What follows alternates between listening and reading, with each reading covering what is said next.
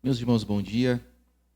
Deus nos dá o privilégio nessa manhã de nos reunirmos aqui para seu louvor, para a sua adoração. Que o Senhor te fortaleça, que o Senhor te anime, te sustente.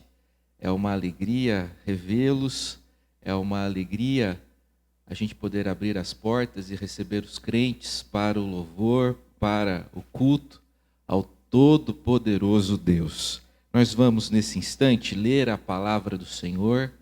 Deus fala conosco por intermédio da Bíblia. Nós vamos ler nesse momento no Antigo Testamento o Salmo de número 135. Salmo 135.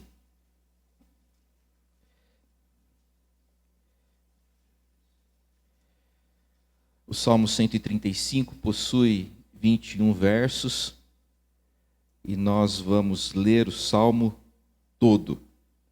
Leitura alternada do Salmo 135. Eu vou ler os versos ímpares, vocês lerão os versos pares, e dessa forma vamos ler todo o Salmo 135. Eu vou pedir a gentileza do Neemias me ajudar na leitura. Então eu vou ler os versos ímpares e você, Neemias, leia no microfone aqui, junto com a congregação, os versículos pares. Por gentileza. Antes da leitura, quero lembrá-los de que nós temos lugares disponíveis lá na galeria também, tá? Vocês fiquem muito à vontade.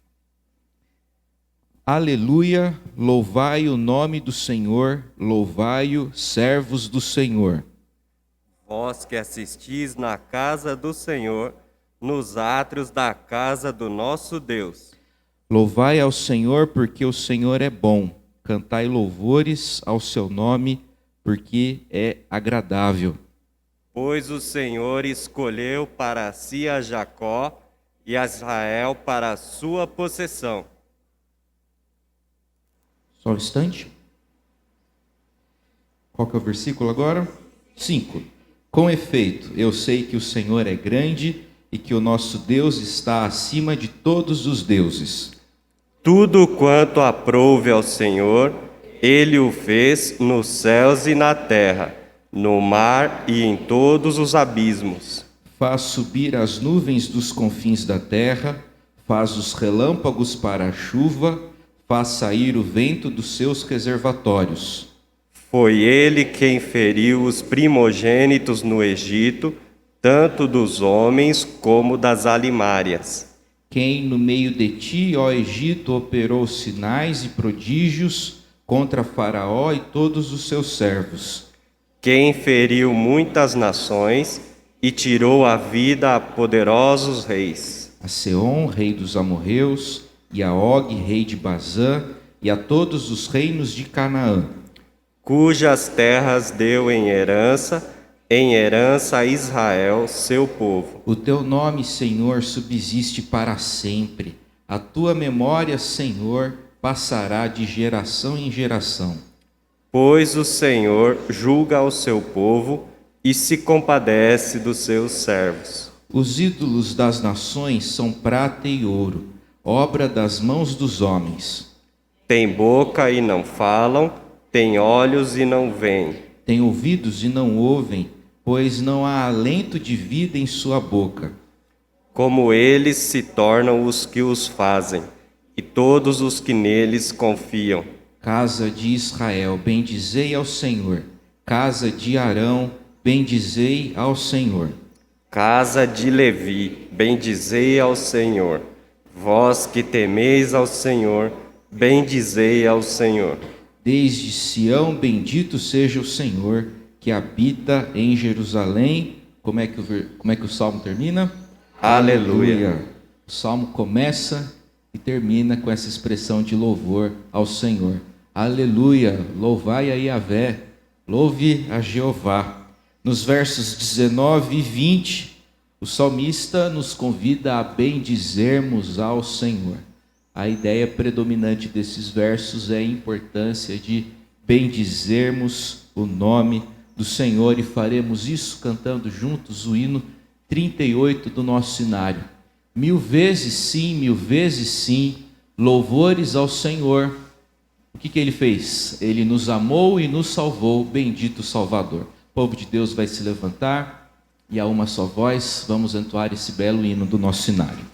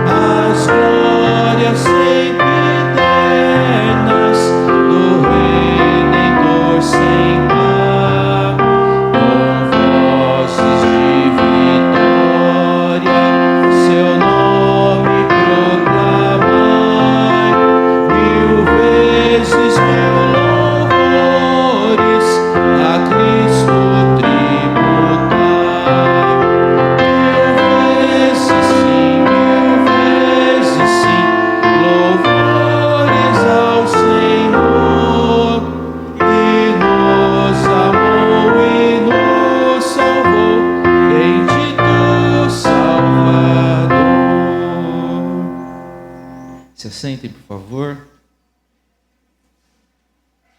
Nesse espírito de submissão ao Senhor, de reconhecimento da sua glória, de sua majestade, nós vamos orar nesse instante. Nós faremos orações breves, aquelas frases, a gente fazia muito isso antes, né? Vamos aos poucos recuperando tudo aquilo que a gente fazia, com a graça do Senhor. Então você que sentir o desejo no coração, pode orar uma breve palavra de adoração e louvor ao Senhor. Feche seus olhos, é hora do povo de Deus adorar o nome do Senhor. Pai, nós te louvamos porque o Senhor é bom e a tua misericórdia dura para sempre.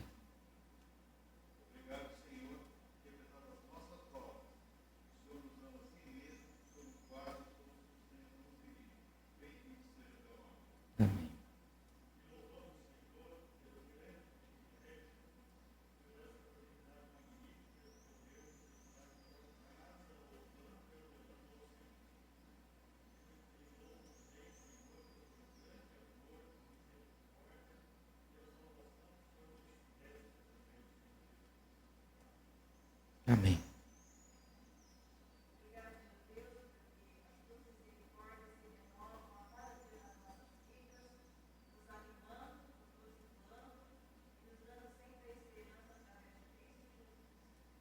Amém.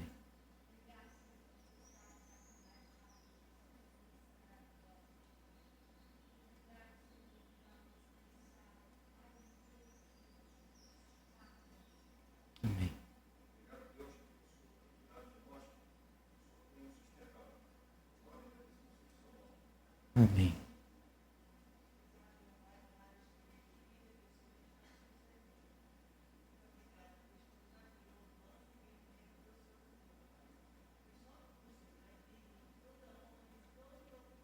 Amém. Amém.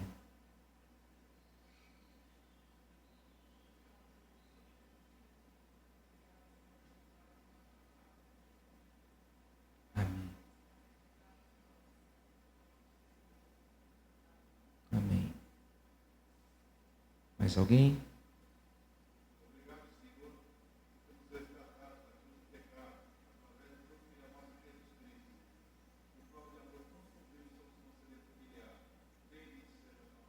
Amém. Senhor, nós te louvamos porque nessa manhã temos o privilégio de estarmos na tua casa e o nosso propósito é te louvar. O nosso propósito, ó Deus, é glorificar o teu nome porque o Senhor, apesar de nós, apesar dos nossos erros e falhas e pecados e vícios e maus hábitos, apesar de tudo isso, o Senhor nos ama e mostra esse amor nos perdoando os pecados mediante a obra de Jesus. Ó Deus, nós te agradecemos e queremos nessa manhã tributar ao Senhor toda a glória, louvor e honra. Ó Deus, o Senhor é digno de receber isso da nossa parte. Ó Deus, encontre em nós adoradores que o adorem em espírito e em verdade. É a nossa oração em nome de Jesus. Amém. Nós vamos ler a Escritura Sagrada mais uma vez no Antigo Testamento, agora os 17 primeiros versos do livro do Êxodo. Por favor, abra sua Bíblia no livro do Êxodo. É o segundo livro do bloco dos livros da lei, ou Pentateuco. Encontramos aqui no capítulo 20 os 10 mandamentos, o Decálogo. Nós vamos ler alternadamente os 17 versos. O Neemias leu bem, para a gentileza de nos ajudar mais uma vez, por favor, viu, Neemias? Mas agora o nosso combinado será diferente. Vocês lerão os versos ímpares e eu lerei os versos pares. Vocês começam, beleza? Vamos lá. Capítulo 1.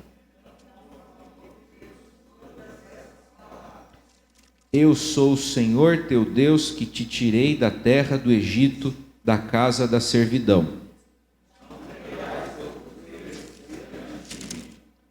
Não farás para ti imagem de escultura, nem semelhança alguma do que há em cima nos céus, nem embaixo na terra, nem nas águas debaixo da terra.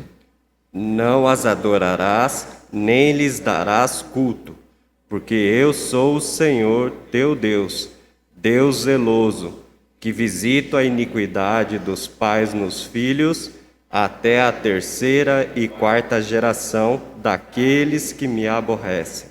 E faço misericórdia até 1000 gerações daqueles que me amam e guardam os meus mandamentos. Não tomarás o nome do Senhor teu Deus em vão, porque o Senhor não terá por inocente o que tomar o seu nome em vão. Lembra-te do dia de sábado para o santificar.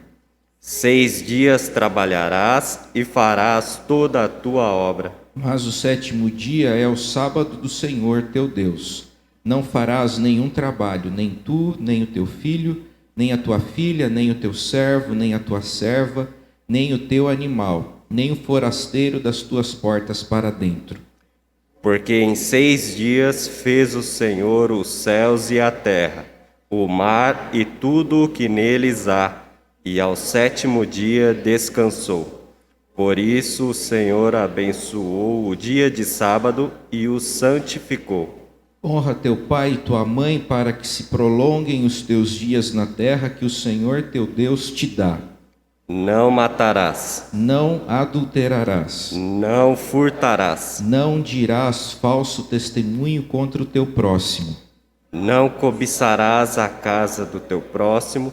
Não cobiçarás a mulher do teu próximo, nem o seu servo, nem a sua serva, nem o seu boi, nem o seu jumento, nem coisa alguma que pertença ao teu próximo. Muito bem. Nós encontramos nessa passagem o registro do decálogo, dos mandamentos que o Senhor deu para o seu povo. O reformador alemão Martim Lutero tinha um costume que eu julgo como muito apropriado e saudável. No momento de confissão de pecados, geralmente ele fazia a leitura do texto de Êxodo 20 para avaliar a sua vida e conduta à luz das exigências divinas. Ele lia os mandamentos e ele meditava. Eu estou observando isso daqui, mas encontramos aqui a vontade de Deus para nós. Portanto, o decálogo é o instrumento mais preciso para nós avaliarmos a nossa vida. Temos feito aquilo que o Senhor quer? Temos feito aquilo que agrada a Deus? Temos deixado de fazer aquilo que ofende o Senhor? Então, diante da palavra do Senhor, diante da vontade do Senhor, é tempo de nós avaliarmos a nossa vida, a nossa conduta, e se encontrarmos algum erro em nós, lendo isso daqui, eu comecei a ficar preocupado. Porque muitas dessas coisas aqui, que não deveria ser feito, eu faço, infelizmente. Não é? Sem querer. Então é hora de nós implorarmos a graça, o perdão do Senhor sobre as nossas vidas. Feche seus olhos, teremos um tempo de oração silenciosa nesse momento.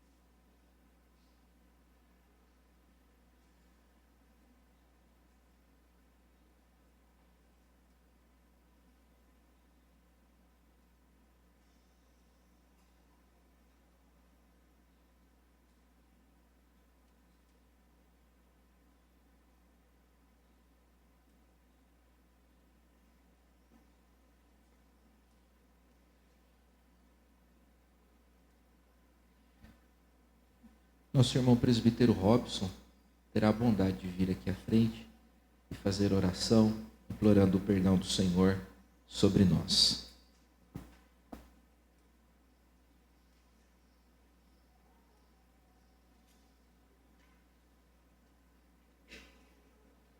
Senhor nosso Deus, muito obrigado por esta oportunidade. Mais uma vez te agradecemos de estarmos na tua casa, de podermos estar congregando com os nossos irmãos e que isto possa ser um momento para a honra e glória do teu santo nome.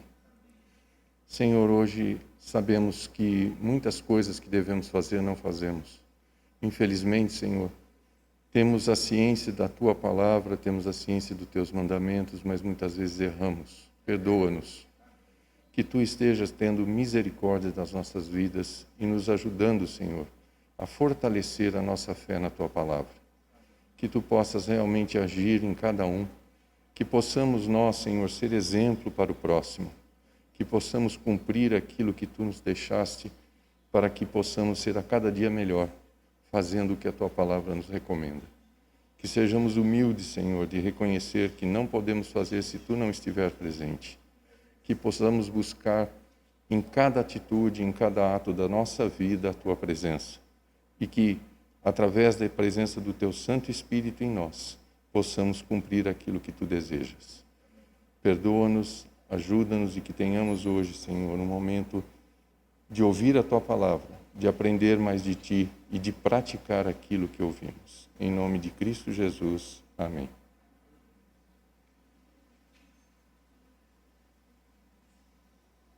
Nós vamos cantar nesse momento. Então eu convido os nossos irmãos da música para que venham aqui e nos conduzam nesse momento de entoarmos louvores ao Senhor. Também registro aqui nossa palavra de gratidão a vocês. Vocês têm abençoado a vida da igreja, se dedicando a esse ministério. Todos os domingos eles chegam aqui sempre mais cedo, ensaiam, tanto para o culto da manhã como para o culto da noite. Então, fica o registro do nosso apreço e estima e consideração no Senhor. Vamos cantar. Vamos nos levantar, gente, e cantar com muita alegria.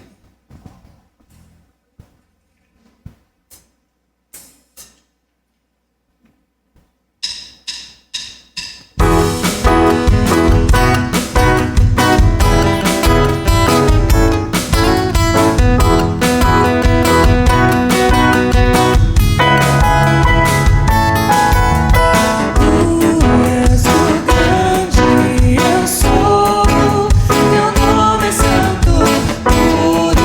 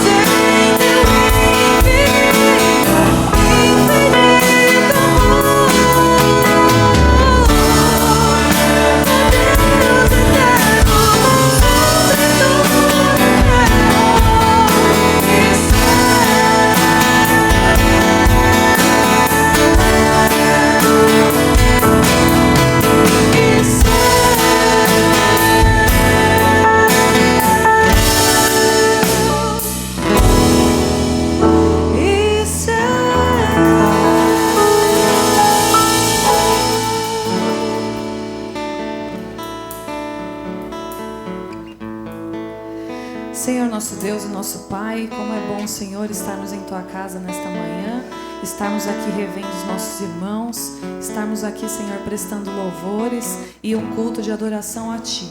Nós Te agradecemos porque o Senhor tem preservado o Teu povo em meio a um momento tão difícil que nós estamos vivendo. Sê com o pastor, fale através dele, Senhor, aos nossos corações, e que a Tua palavra mude sempre a nossa vida. Nós fazemos esta oração a Ti, confiados no poder e no amor de Jesus Cristo. Amém. Sentem, por favor.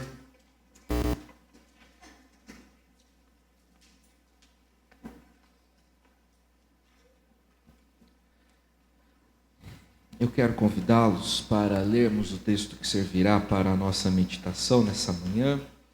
Trata-se do Evangelho de Jesus segundo Lucas. Lucas, capítulo 6, nós vamos ler do verso 6 ao verso de número 11. Lucas, 6º capítulo, leremos os versos 6 a 11. Encontramos aqui o registro da cura de um homem que tinha uma das mãos atrofiadas, a cura do homem da mão ressequida. Sucedeu que, em outro sábado, entrou ele na sinagoga e ensinava. Ora, achava-se ali um homem cuja mão direita estava ressequida, atrofiada. Os escribas e os fariseus observavam-no, procurando ver se ele, Jesus, faria uma cura no sábado, a fim de acharem de que o acusar. Mas ele, conhecendo-lhes os pensamentos, disse ao homem da mão ressequida: levanta-te e vem para o meio. E ele, levantando-se, permaneceu de pé. Então disse Jesus a eles: que vos parece? É lícito no sábado fazer o bem ou o mal? Salvar a vida ou deixá-la perecer?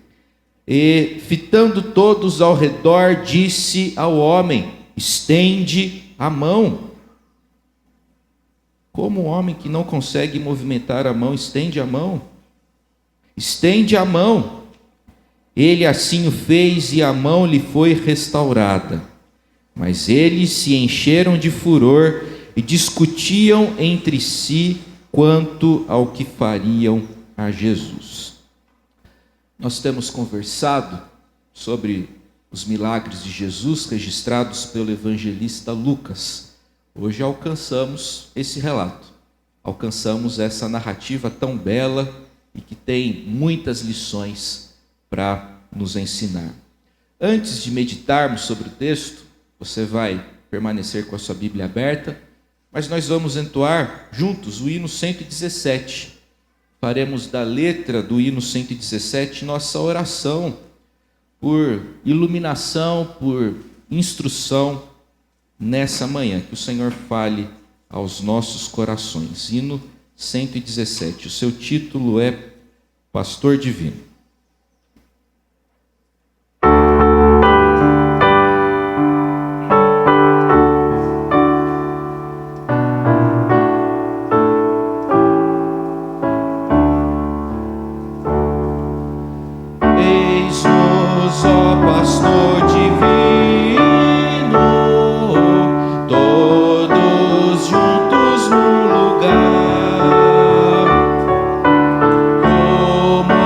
Como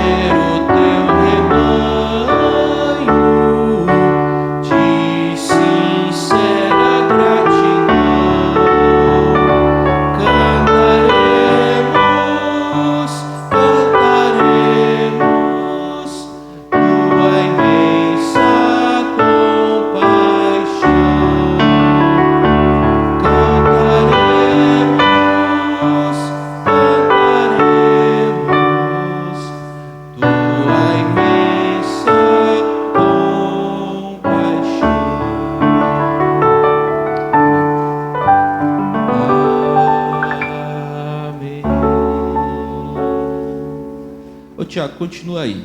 Me tira uma dúvida. Como é que canta esse hino? A parte do és presente. És presente lá em cima?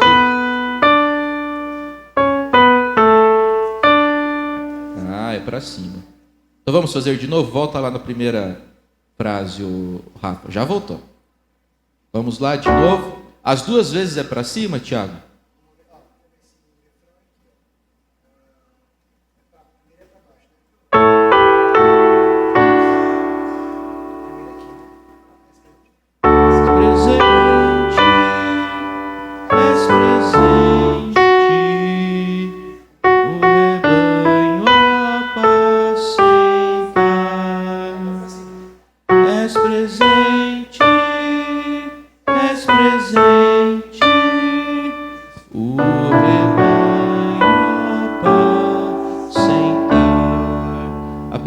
É para cima, depois para baixo, na segunda vez as duas vezes para cima.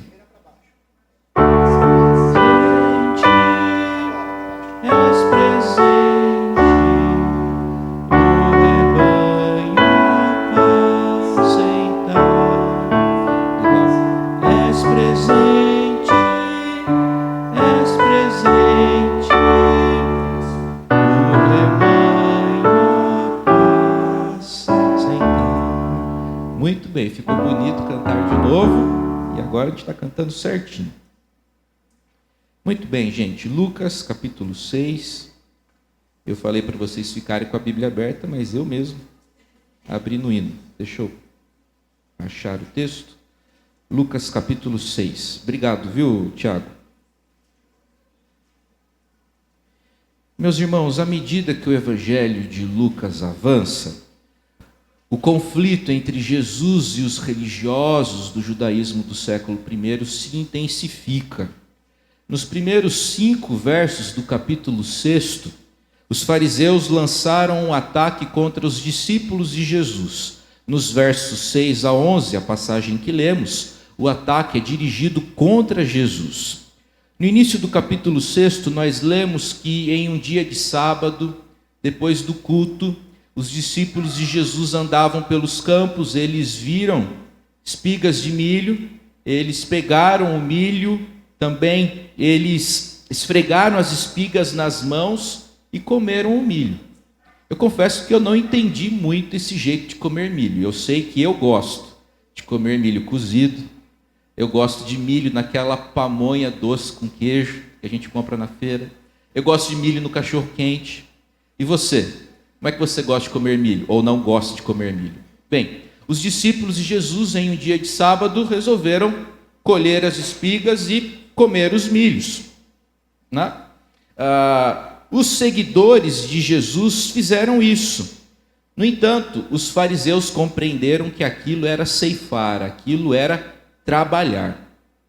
Só que Jesus, em vez de reprovar seus discípulos, lembrou os religiosos do propósito de Deus com o sábado, que é descanso, que é deleite, que é refrigério, que é pausa. Lucas tem grande interesse no tema do sábado e registrou pelo menos 5 milagres que Jesus realizou nesse dia especial. O evangelista Lucas compreende que o sábado não é um dia de carga, não é um dia de peso, é um dia de folga, é um dia de descanso, é um dia de pausa. O sábado não pode ser reduzido, limitado a uma lista de afazeres ou a uma lista de desobrigações. O sábado, o dia do Senhor, os cristãos observam o domingo, é dia para louvarmos a Deus, para servirmos ao Senhor e para descansarmos. Jesus não veio para descumprir a lei, para quebrar a lei. De acordo com o 5º capítulo do Evangelho de Mateus, verso 17, Jesus Cristo veio para cumprir a lei de Deus. Jesus não veio para cumprir as tradições humanas. Jesus se sentia completamente desobrigado em observar aquelas regrinhas, aquelas leis que foram fabricadas e forjadas pelos fariseus. Os fariseus, no afã de observar a guarda do sábado, criaram uma lista do que se pode e do que não se pode fazer em dia de sábado. Nós vamos explorar esse assunto daqui a pouquinho. O texto lido é o registro de um episódio que envolveu Jesus, um homem deficiente, ele tinha a mão atrofiada, e nesse episódio nós encontramos também a presença de religiosos, fariseus e escribas. Todos estavam reunidos numa sinagoga num dia de sábado. Jesus estava na sinagoga para ensinar. O homem estava na sinagoga para adorar. Os escribas e fariseus estavam na sinagoga para acusar. Todos os indivíduos, todas as pessoas que estavam na sinagoga naquele dia, foram para lá motivados por questões religiosas. Todos tinham motivações religiosas, no entanto, tinham propósitos diferentes. Meus irmãos, religião é um fenômeno universal. Não precisa ser da área de ciências da religião para constatar isso. Religião é um fenômeno universal. E é importante considerarmos que a história tem revelado que não apenas objetos transcendentes recebem culto, objetos imanentes, aqueles que fazem parte do nosso cotidiano, tais como dinheiro, entretenimento, isso também recebe adoração, devoção e crença religiosa. Por exemplo, pense na pessoa que estima o dinheiro. O indivíduo, quando acessa o seu extrato, ele vê lá as suas aplicações, os seus ganhos, ele se aventurou na renda variável. Hoje em dia não dá para ganhar muito dinheiro com renda fixa, né? Dizem os especialistas. Ele vê o seu extrato, e quando ele vê o extrato bancário lá da sua corretora, ele é tomado por um sentimento de segurança. Eu tenho dinheiro, e o meu dinheiro está rendendo. Ele sente felicidade, ele sente segurança. Quanto ao tipo, essa experiência é semelhante à experiência do homem que se sente seguro depois de participar de uma reunião de oração. Então, objetos transcendentes, como a divindade, e objetos imanentes, como dinheiro e outras coisas que a gente vê, são alvo de crença e devoção religiosas. Curiosa e tragicamente, a religião pode levar as pessoas a diferentes lugares.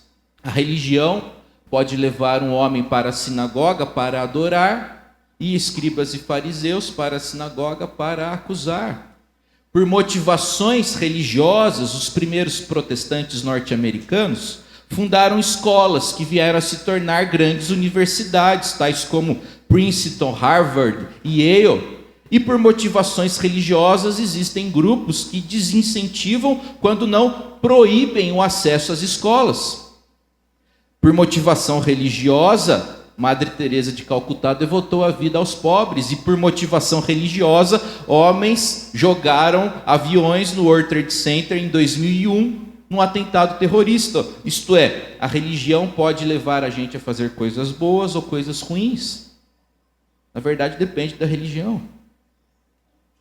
Meus irmãos, em primeiro lugar, eu quero chamar a sua atenção para o fato de que os fariseus, eles transformaram o bem em mal. Eu e vocês precisamos tomar cuidado com isso. Às vezes a gente pode transformar o bem que Deus tem nos dado em mal. Os fariseus fizeram isso com o sábado. A lei de Deus era muito clara. Aliás, a lei de Deus é muito clara. Um dia da semana deve ser observado e guardado em santificação e honra ao Senhor. Contudo, a mera religiosidade, a religiosidade estética, externa, exterior dos fariseus, fez com que eles transformassem esse dia bom em um dia ruim. Eles criaram uma série de regrinhas acerca do que era lícito e ilícito em dia de sábado. Por exemplo, os fariseus proibiam que as mulheres olhassem para o espelho no dia de sábado. Por quê? Porque elas poderiam olhar para o espelho e ver que precisavam ali pentear o cabelo ou passar uma tintura, e isso seria trabalho. Então, como resolver esse problema? Proíbe-se as mulheres de olharem para o espelho. Outra regrinha: Os fariseus não autorizavam procedimentos terapêuticos ou medicinais em dia de sábado, salvo casos de vida ou morte, para você ser atendido pelo médico lá no São Vicente, no Paulo Sacramento de Jerusalém, no século I, você tinha que estar morrendo. De fato, o acidente precisava ser muito grave, porque se não fosse caso de vida ou morte, os médicos não poderiam trabalhar. Reparem que isso tem tudo a ver com o texto que a gente leu. Os escribas e fariseus queriam ver se Jesus iria curar o homem em dia de sábado, porque com isso eles teriam alguma coisa para acusar Jesus. Pessoas que querem desprestigiar outras, pessoas vazias, pessoas pequenas, têm essa característica, né? Ficam observando a fim de ver alguma irregularidade para tentar de alguma forma sabotar a reputação de outra. Infelizmente, essa dinâmica permanece. Então os escribas se revelam aqui, os fariseus se revelam aqui como gente completamente pequena, vazia, né? Sem graça. Literalmente, era gente sem graça. O fariseu se orgulhava muito de observar o sábado, pois ele entendia que a observância do sábado separava, distinguia o servo de Deus do pagão. Agora, se você não está familiarizado com esse conceito de fariseu, deixa eu explicar isso melhor. O farisaísmo foi um movimento, foi um partido religioso que surgiu no judaísmo antigo, e o farisaísmo era caracterizado, sobretudo, pelo apego ao pé da letra e às formas externas da religião. Então, os fariseus transformaram o bem, o sábado, em mal. Em vez de ser um dia de descanso, de folga, de aprazimento, era um dia de suspeitas. Todo mundo ficava se olhando, se vigiando. Parece com o nosso tempo hoje, né? A gente vive um tempo de suspeitas, né? Vigiando se está todo mundo de máscara e passando álcool, né? Se tossir perto, Deus me livre, né? A turma quase que dá um passinho para trás. Bem, infelizmente o perigo continua. Nós podemos, infelizmente, transformarmos o bem que Deus tem nos dado em mal. Por exemplo, amizade. Ter amigos é coisa boa. Como é agradável a gente ver o nosso camarada e conversar e trocar ideia. Como é bom ver a amiga e papear e dar risada e falar sobre a série que está assistindo. É ótimo, é legal. Agora, quando a gente usa dessa boa amizade que Deus nos deu para ficar fofocando, falando mal da vida alheia, isso é transformar o bem em mal. Dinheiro é coisa ruim? Você acha ruim, pode dar para mim, que eu acho bom. Né, Alessandra? Dinheiro é coisa boa. Agora, transformar o dinheiro em ídolo, devotar ao dinheiro a própria vida, é transformar o bem em mal. Tecnologia, internet, WhatsApp, é coisa ruim? É coisa boa. Agora, usar a tecnologia para se envolver em um relacionamento extraconjugal é usar uma coisa boa para uma coisa ruim. É transformar o bem em mal. Eu concluí semana passada a leitura de um livro muito bacana, chamado Cristianismo Puro e Simples, escrito por C.S. Lewis. Originalmente esse livro foi, na verdade, palestras que C.S. Lewis dava na rádio, na BBC de Londres, durante a Segunda Grande Guerra Mundial. Então ele falava lá semanalmente, e depois essas falas dele foram reunidas em um livro.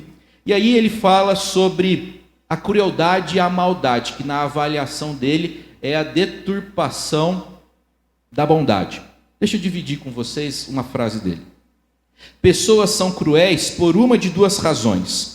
Ou porque são sádicas, isto é, porque têm uma perversão sexual que faz da crueldade uma causa de prazer sexual para elas, ou então por causa de alguma vantagem que possam tirar disso, dinheiro, poder e segurança. Mas prazer dinheiro e segurança são, em essência, coisas boas. O que tem de errado em querer prazer, dinheiro e segurança? São coisas boas. O problema é quando a gente faz dessas coisas ídolos. E o problema é quando a gente persegue essas coisas usando o método errado ou com muita intensidade. Daí C.S. Lewis conclui o seu pensamento afirmando o seguinte: a maldade humana não passa de bondade corrompida. No fundo, a pessoa quer uma coisa boa, mas ela quer tanto que transforma aquela coisa boa em uma coisa ruim. Então o pecado tem essa capacidade de fazer com que coisas boas sejam coisas ruins. Mas e Jesus? Será que Jesus entra nessa dinâmica? Será que Jesus transforma alguma coisa boa em alguma coisa ruim? Não, pelo contrário. Jesus faz justamente o inverso. Enquanto os homens pecadores transformam o bem em mal, o que Jesus fez aqui? Ele transformou o mal em bem. Jesus curou o homem. Naquele sábado compareceu àquela sinagoga um homem deficiente. Ele foi ali para adorar. O homem tinha a mão direita atrofiada. E a informação de que a mão doente, a mão atrofiada era a direita, é informação oferecida apenas pelo evangelista Lucas. A literatura extra-bíblica, o Evangelho de Hebreus, um livro bíblico apócrifo, tá? É um livro apócrifo. O Evangelho de Hebreus sugere que o homem era um pedreiro que havia se acidentado. E na época não tinha seguridade, né, gente? Não tinha INSS. Se nem hoje o INSS está ajudando, imagina naquela época que não havia seguridade.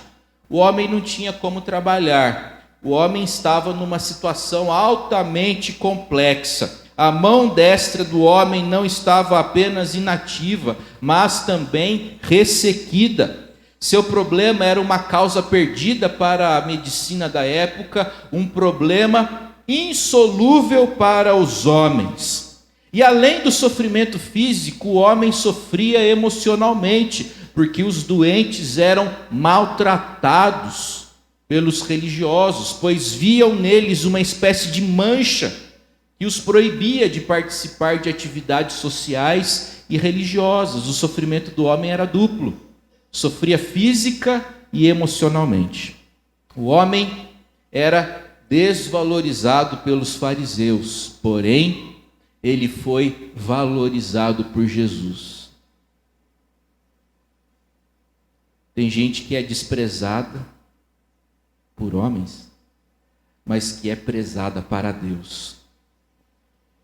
Acho que é melhor ser importante para Deus do que ser importante para os homens. Era o caso desse homem aqui.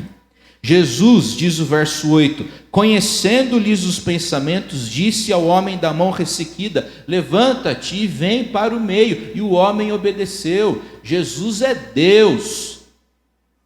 O cristianismo afirma e sustenta que Jesus é concomitantemente verdadeiro Deus e verdadeiro homem. Jesus é onisciente, sabia o que se passava no pensamento de todos. Jesus sabia que os escribas e fariseus estavam ali para o acusar. Jesus também sabia que aquele homem era bem intencionado, estava no templo para adorar e para buscar cura para si. Jesus conhece o nosso pensamento, gente. Especialmente esse texto revela para nós que Jesus sabe no que a gente fica pensando quando a gente vem para a igreja. Eu detesto quando alguém fala assim no começo do culto. Detesto não. Só não me agrada. Esqueça os seus problemas. Deixa os problemas para lá, agora é só louvor e adoração. Eu gostaria de ter essa habilidade de particionar, de seccionar o meu coração e a minha mente. Olha, agora eu não vou pensar em mais nada. Eu sei que a pessoa que fala isso com boa intenção. A ideia é o estímulo ao comprometimento, à concentração. Só que a gente não consegue, né, deixar de pensar nas coisas. Não é? O que é importante é a gente compreender que toda a nossa vida é vivida na presença do Senhor. E quando pensamentos nos assaltam, as preocupações, as adversidades, a gente coloca isso diante do Senhor. Então o Senhor sabe o que está se passando em nossas mentes e nos nossos corações agora. Jesus pediu para o homem se levantar e para o homem vir para o meio. Levanta-te. Antes do homem ser curado, ele precisa admitir publicamente a sua condição. Talvez o homem vivesse se escondendo, cheio de complexos. Vem para o meio. Jesus entende que o homem é importante. Jesus se recusa a manter o homem na periferia da convivência, na periferia dos relacionamentos. O homem era desprezado por outros, mas era prezado para Jesus. Vem para o meio. Você é importante. Vem para cá, vem para o meio. Quero você perto de mim. Jesus e o homem estão no centro da sinagoga, e à vista de todos, Jesus diz aquilo que encontra-se no verso de número 9, que diz: que vos parece, é lícito no sábado fazer o bem ou o mal? Os escribas e fariseus ficaram em silêncio. Gente, é horrível quando a gente perde uma discussão, não é? Sabe aquela discussão feia, marido e mulher, a coisa pegou fogo mesmo. Geralmente você vence as discussões, mas naquele dia o argumento da patroa foi bom. É horrível você ficar quieto, né? É admitir que o argumento do outro foi melhor. Naquele dia os fariseus e os escribas ficaram quietinhos, porque as palavras de Jesus destruíram os seus argumentos, arruinaram a lógica deles, o pensamento deles fora desmoronado, desconstruído por Jesus, e eles ficaram ali quietos, constrangidos. Jesus, apenas com essas palavras, denunciou o erro, a hipocrisia e a pequenez deles. Jesus disse mais ou menos o seguinte: olha, eu sei que vocês se acham muito bons por observarem o sábado, e eu sei que vocês acham que eu estou errando curando esse homem. Eu vou curar ele mesmo. Mas agora vamos pensar no seguinte: o que é melhor? É lícito no sábado fazer o bem e salvar uma vida como eu estou fazendo? Ou planejar destruir alguém como vocês estão fazendo justamente agora, em dia de sábado? A intenção dos escribas e fariseus não era outra senão achar alguma coisa para acusar Jesus, pois o grande objetivo final deles era a execução de Jesus. Então Jesus aqui denuncia o erro daqueles homens e pede para o homem se levantar e vir para o meio, e agora Jesus ordena: estende a mão. Como é que um homem com a mão atrofiada, sem movimento, vai estender a mão? O que Jesus está pedindo aqui? Jesus está pedindo fé. A fé precisa ser exercida. O que o homem não consegue fazer, ele deve fazer agora com a ajuda do Senhor. A fé, portanto, crê no poder do Senhor. O homem creu, o resultado, finalzinho do verso 10. Ele assim o fez e a mão lhe foi restaurada.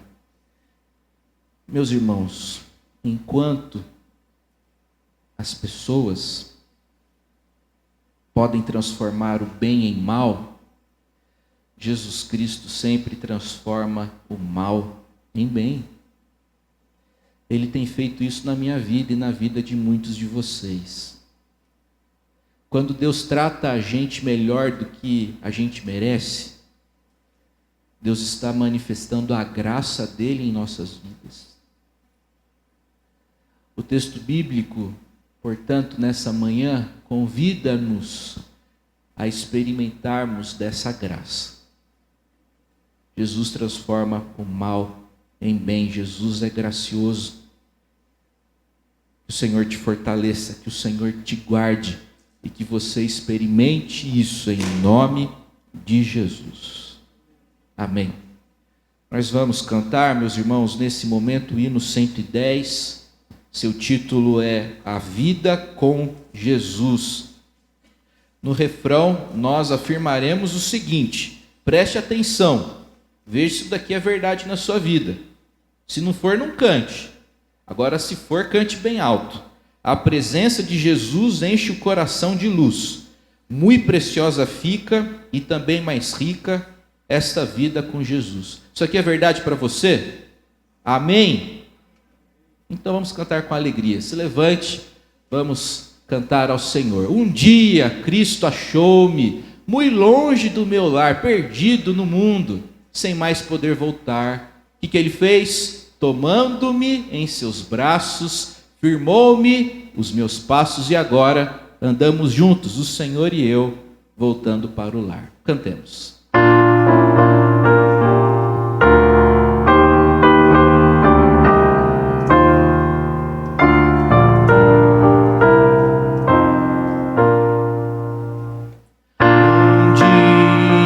Cristo achou-me muito longe do meu lar, perdido já no mundo, sem mais poder voltar. Tomando-me em seus braços, firmou-me nos meus passos, e agora andamos juntos,